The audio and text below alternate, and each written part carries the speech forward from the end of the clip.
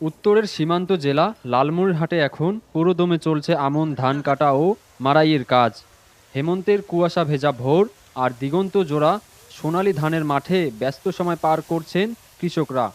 জেলা কৃষি সম্প্রসারণ অধিদপ্তরের তথ্যমতে চলতি মৌসুমে জেলায় ৪৮,০০০ হেক্টর জমিতে আমন চাষের লক্ষ্যমাত্রা থাকলেও আবাদ হয়েছে ৪৮,৮১০ হেক্টর জমিতে। অনুকূল আবহাওয়া ও মাঠ পর্যায়ের কৃষি কর্মকর্তাদের পরামর্শে ফলনও হয়েছে আশানুরূপ। তবে কৃষকদের দাবি, সার, কীটনাশক ও শ্রমিকের বাড়তি মজুরির কারণে উৎপাদন খরচ বেড়েছে অনেকটাই। বর্তমানে মাঠ জুড়ে ধান কাটার উৎসবমুখর পরিবেশ থাকলেও ন্যায্য মূল্য পাওয়া নিয়ে শঙ্কায় রয়েছেন তারা।